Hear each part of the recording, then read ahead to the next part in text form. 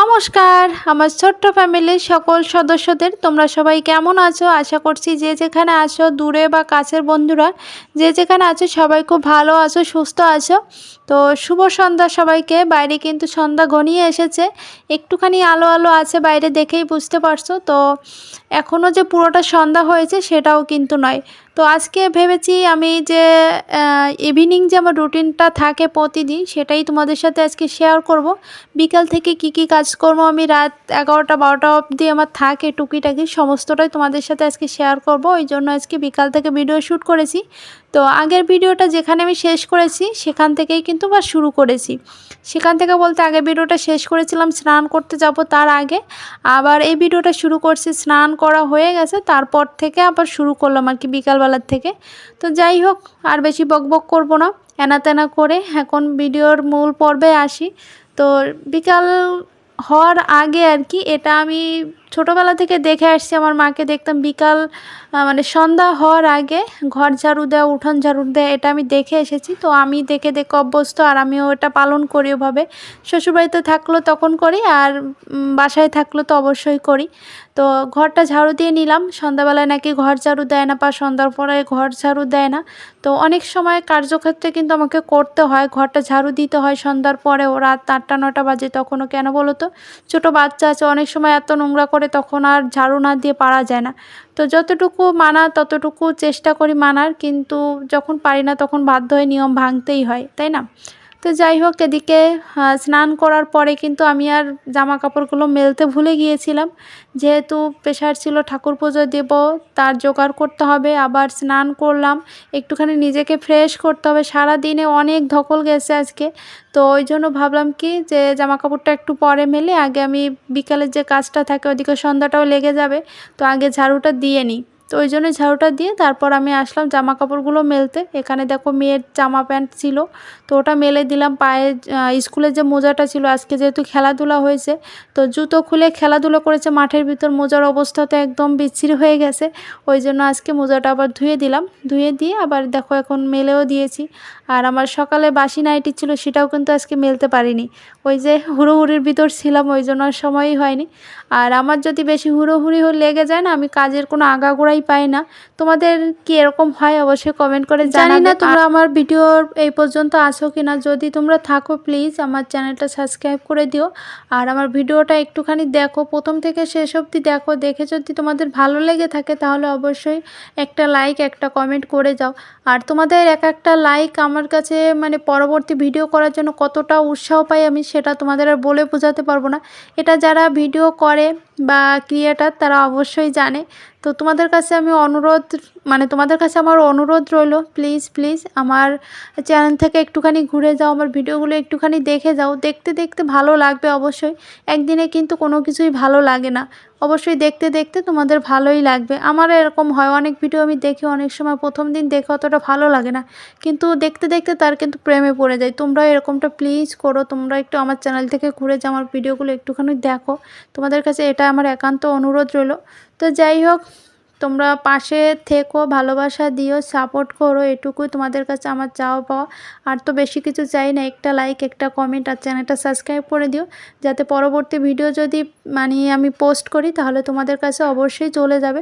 আর তোমাদের যদি ভালো লাগে তাহলে অবশ্যই সময় করে দেখে নিতে পারবে। আর এদিকে বকবক করতে করতে অনেক কিছু হয়ে গেছে, গোপালে ভোগ নিয়ে এসেছি, এখন কিন্তু গোপাল সেবা দিয়ে দিচ্ছি। আর এদিকে দুপুরবেলা মেয়েকে স্কুল থেকে এনে ফাঁকে কিন্তু খাওয়া দাওয়া করে ঘুম পাড়িয়ে দিয়েছিলাম, এই মাত্র উঠলো। আর আমি এদিকে সন্ধ্যাটাও দিয়ে নিচ্ছি। আজকে জানো তো সন্ধ্যাটা একটুখানি আগেই দিচ্ছি, কারণ করে যে স্নান করে এসেছি, এরপর আবার রান্নাবান্নার কাজে লেগে পড়লে সন্ধ্যা দিতে গেলে আবার চেঞ্জ করতে হবে। তো ওই জন্য ভাবলাম কি একবার স্নান করে এসেছি তো ঠাকুর সেবাটা দিয়ে আমি একটুখানি খাবারটা খেয়ে নিই, তারপর রান্নাবান্নায় আবার ঢুকবো। তো এই জন্য একবারে সন্ধ্যাটা দিয়ে চলে যাব রান্না করে। আর অনেক সবজিপাতি এনেছিল ভাই আর আসার সময়, তো ওই জন্য এগুলো এখন গোছগাছ করতে হবে, এত কাজের ফাঁকে এগুলো করে উঠতে পারিনি। আর আমার যেহেতু রান্নাঘরে একদম স্বল্প পরিমাণে জায়গা, তার ভিতর যদি এত সবজি দিয়ে একদম ভর্তি থাকে তাহলে তো পা ফেলার মতো জায়গা থাকে না। সাইডে দেখো বোতল পট ডাব্বা ডুব্বা দিয়ে ওই জায়গাটা ওরা কিন্তু একদম দখল করে নিয়েছে, আর এখানে সবজিটা রেখেছি, এরা এদিকে জায়গা দখল করে নিয়েছে, আমি কোন দিকে যাই বলো। তো ওই জন্য ভাবলাম সবজিগুলো আগে সুন্দর করে গুছিয়ে ফ্রিজে তুলি, যেগুলো ফ্রিজে তোলা সেগুলো ফ্রিজে রাখবো, যেগুলো বাইরে রাখার ওগুলো বাইরেই রাখবো। তো এখানে অরিজিনাল ভয়েসটা দেওয়া ছিল, কেন জানি না মিউট হয়ে গেল। অনেক সময় অনেক ধরনের সমস্যা হচ্ছে ফোনে, কী জন্য হচ্ছে বুঝতে পারছি না। তো ওই জন্য দেখো এখানে মিউট হয়ে গেছে। যাই হোক, এখানে প্লাস্টিক নিয়েছি, শাকসবজি যেগুলো সেগুলো প্লাস্টিকে মুড়ে রাখবো। আর যেগুলো টাটকা রাখা যায় বাইরে, যে 3-4 দিন থাকবে, ওইগুলো আর কি বাইরেই রাখবো। তো ভাবছি ওটাই বলছি তোমাদের। আর এখানে কি কি সবজি আছে সবগুলো তো তোমাদের আগের ভিডিওতে আমি দেখিয়ে দিয়েছি। আর সবথেকে বড় সবজিটা হচ্ছে আমার মেয়ের হাতে, এখন দেখো, এই দেখো। তো এটা হচ্ছে একদম ছোট্ট সাইজে একটা ফুলকপি। এটা দেখে আমার মেয়েটা এতটা খুশি হয়েছে। তো দেখো হাতে নিয়ে তোমাদের দেখাচ্ছিল। দেখো বন্ধুরা, এত সুন্দর একটা সবজি, মানে এত ছোট একটা ফুলকপি দেখে আমার মা তো অবাক হয়ে গেছে। এইরকম কিছু একটা বলছিল, তো আমার ঠিক মনে নেই। যাই হোক, ওই সবজিটা ও আলাদা করে রাখবে, এটা দিয়ে ওকে নাকি ফুলকপির পকোড়া করে দিতে হবে। তো আমি বলেছি ঠিক আছে, তোমাকে 2-3 দিন পরে আমি করে দেবো সময় করে, যেহেতু এখন সময় পাচ্ছি না ওই জন্য আর কি। তো সমস্ত সবজি কিন্তু আমি গুছিয়ে নিয়েছি। আর এখানে কিছু সবজি আমি ফ্রিজে রাখবো, যেগুলো ফ্রিজে রাখলে পরে টাটকা থাকবে। কিছু কিছু আজকে টিপস তোমাদের সাথে শেয়ার করব, সবজি কিভাবে টাটকা রাখা যায় তারই কিছু টিপস। তো এখানে দেখো আমি একটা ফুলকপি কিন্তু ডুমো ডুমো করে কেটে নিয়েছি, হালকা একটু এপিট ওপিট ভাপিয়ে এখানে জল ঝরিয়ে রেখে দিয়েছি। এটা ততক্ষণে ঠান্ডা হোক। এটার সাথে কিন্তু আমি অনেকগুলো পাতাকপি কুচি কুচি করে রেখে কিন্তু ভাপিয়ে নিয়েছি। ভাপিয়ে নিয়ে তারপরে কিন্তু আমি জল ঝরাতে রেখে দিয়েছি। তো এখানেও সেম জিনিস করছি, ফুলকপি পাতাকপি এগুলো এভাবেই করেছি। তারপরে আমি ফ্রিজে তুলে রাখবো, যখন রান্না করব তখন কিন্তু বের করে রান্না করব, একদম টাটকা থাকবে। আর এখানে দেখো বেগুন নিয়েছি, উপর সাইডটা বেগুন রেখেছি আর নিচের সাইডটা পুরোটাই কাঁচা টমেটো রেখে দিয়েছি। আর উপর থেকে ছোট ছোট যে বেগুনগুলো আছে ওগুলোই রেখে দিলাম, দেখতে কতটা সুন্দর লাগছে তাই না। আর এই দেখো ছোট সাইজের ফুলকপিটা উপরেই রেখে দিলাম। এভাবেই ফ্রিজে আমি টাটকা মানে সবজিগুলো রাখবো, একদম ফ্রেশ থাকবে। আর এখানে দেখো শাক সবজিগুলো রেখেছি, সেটা এক একটা প্লাস্টিকে মুড়ে এক একটা সবজি আলাদা করে রেখেছি। এখানে আছে হচ্ছে থানকুনি পাতা, কাঁচামরিচ, এগুলোই একটা প্লাস্টিকের ভিতর নিয়ে নিলাম। আর এখানে আছে সিম, আর হচ্ছে কুমড়ো শাক, সাথে আছে হচ্ছে পুঁই শাক। তো এগুলো যদি আমি প্লাস্টিকে রাখি না, অনেক দিন টাটকা থাকে, এজন্য আমি এভাবেই রাখলাম। যেহেতু অনেকগুলো সবজি 2-3 জনে মিলে খাওয়া কিন্তু একবারে সম্ভব নয় তাড়াতাড়ি করে, অনেক দিন সময় লাগবে। এজন্য আমি এই প্রসেসটা ইউজ করলাম, যাতে আমি অনেক দিন ধরে টাটকা খেতে পারি। তো এখানে দেখো অনেক সবজি আছে, মূলা রেখেছি, ফুলকপি রেখেছি, পাতাকপি রেখেছি, তারপর করলা রেখেছি, মূলা, টমেটো, এভাবেই রেখে দিলাম। আর এভাবে আমি ফ্রিজে সবজিগুলো রাখি, দেখতেই পেয়েছি কিভাবে রেখেছি। তো এভাবে রাখলে পর অনেক দিন টাটকা থাকে ফ্রিজে, আর ফ্রিজ থেকে বের করে তুমি একদম টাটকা সবজির মতোই কিন্তু স্বাদটা পাবে। ওই জন্যই এই প্রসেসটা আমি ইউজ করলাম, তোমরাও করে। এখানে দেখো পাতাকপিগুলো কিন্তু ভাপিয়ে কিন্তু আমি জল ঝরিয়ে একদম ঠান্ডা করে নিয়েছি, অবশ্যই ঠান্ডা করে তারপর পলিথিনে ভরে কিন্তু তারপর রাখতে হবে ফ্রিজে, তা নাহলে এটা নষ্ট হয়ে যাওয়ার চান্স থাকে। ওই জন্য দেখো আমি ফুলকপি, পাতাকপি, গাজর সুন্দর করে ভাপিয়ে জল ঝরিয়ে ঠান্ডা করে তারপর প্লাস্টিকে করে এভাবে রেখে দেবো আলাদা আলাদা করে। যখনই রান্না করব ঠিক তখনই বের করে কিন্তু কড়াইতে দিতে পারবো। আর যদি অনেকটা সময় আগে বের করে রাখি ফ্রিজ থেকে, তাহলে কিন্তু গেল, একদম নষ্ট হয়ে গেল। তো এই কাজটা কেউ করবে না, এভাবেই রেখে দেখো, অবশ্যই তোমাদের উপকারী হবে। অনেক সময় অনেক সবজি থাকে, সবগুলো একসাথে খাওয়া সম্ভব হয় না, ওই জন্য এভাবে রাখতে পারো, তাহলে তোমাদেরও সুবিধা হবে, সবজিও নষ্ট হবে না, আর অনেক দিন ধরে টাটকা টাটকা শাকসবজি খেতে। অনেক অনেক উপদেশ দিয়ে দিলাম তোমাদের, তো উপদেশ বলবো না, যেটা আমি করে থাকি সেটাই তোমাদের সাথে শেয়ার করলাম।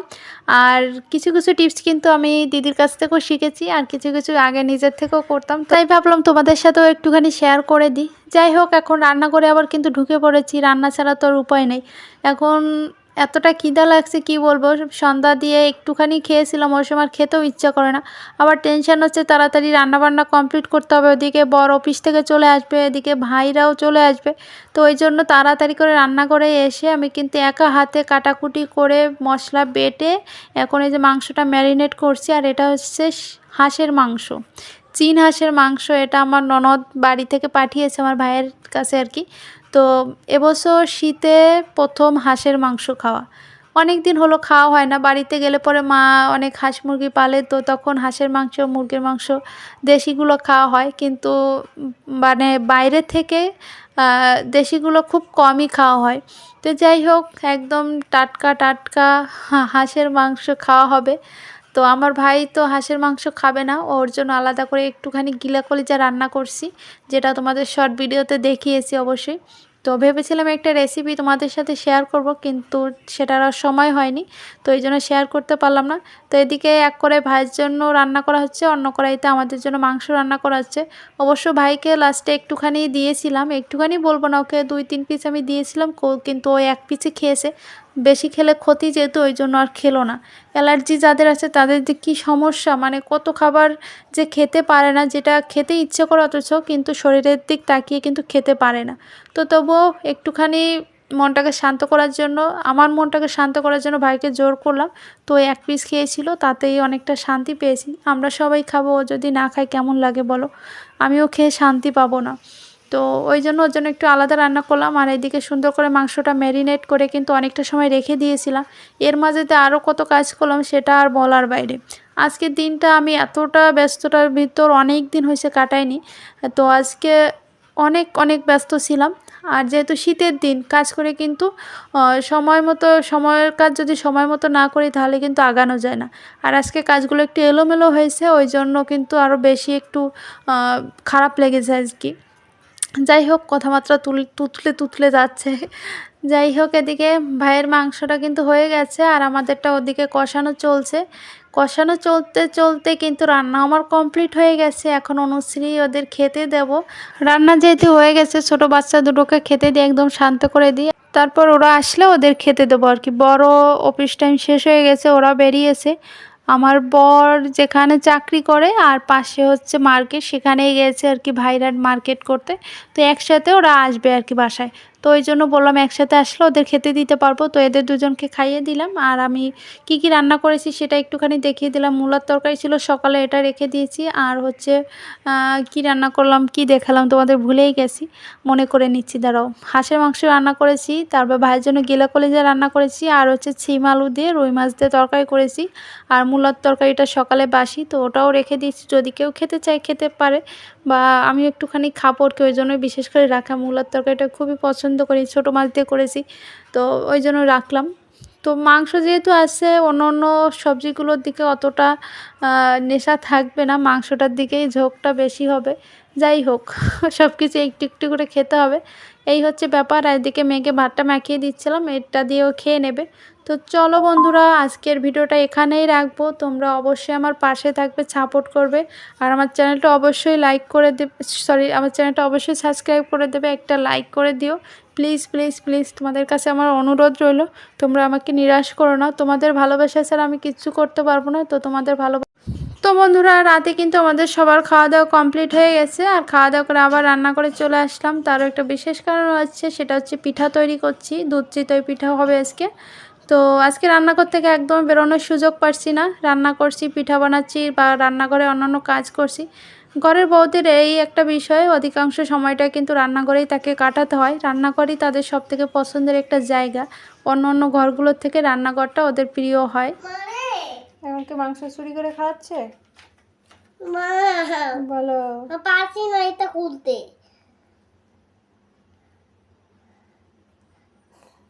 দাঁত দিয়ে কামড় দাও।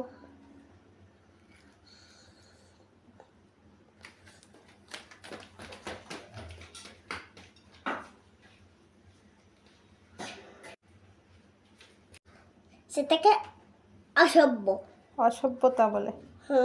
তাহলে তুমি কি রাত 12টা বাজে অসভ্যতামি করছো? তোমার মতো বলে অসভ্যতামি। বাবা, এটা কি যেন বিশ্বাস, বিশ্বাস ঘাতকতা। হ্যাঁ, সাথে কথা হয়, ঘাতকতাও হয়। আমার মেয়েটা না এক জায়গায় বসে যদি আমি একসাথে দিই বসে খেতে, ওটা কিন্তু খায় না। কোনো খাবার জিনিস যদি তৈরি করি ঘরে থাকবে, একটু একটু করে বাটিতে করে নেবে, একটু একটু করে খাবে। এই অভ্যাসটা শুধু আমার মেয়ের না, আমারও আছে, যেটা আমার মায়ের বাড়িতে গেলে আমার মা এই জিনিসটাও করে। এক জিনিসপত্র মানে খাবার তৈরি করে রেখে দেবে, আমি ঘরে ঘুরবো ফিরবো এভাবেই খাবো। আর মা বারবার করে বলবে একটুখানি খা বাবা, একটুখানি খাই, এইভাবেই বলে। তো যাই হোক, সবাই কিন্তু শুয়েও পড়েছে। এদিকে আমার বড়মশাই শুয়ে পড়েছে, এদিকে আমার ভাইও কিন্তু শুয়ে পড়েছে। আমি এখনও শুইতে যাইনি। আর এখন সময় কটা বাজে দেখো একটু, 12টা 20 বাজে। এখনও আমি রান্নাঘরে পিঠা বানাচ্ছি। তো চলো বন্ধুরা, পিঠাগুলো বানিয়ে ভিজিয়ে রেখে দিই, সকালবেলা ওদের সবাইকে দেব। তবে আসি, দেখা হবে পরের ভিডিওতে। সবাই খুব ভালো থেকো, সুস্থ থেকো, tata bye bye, good night.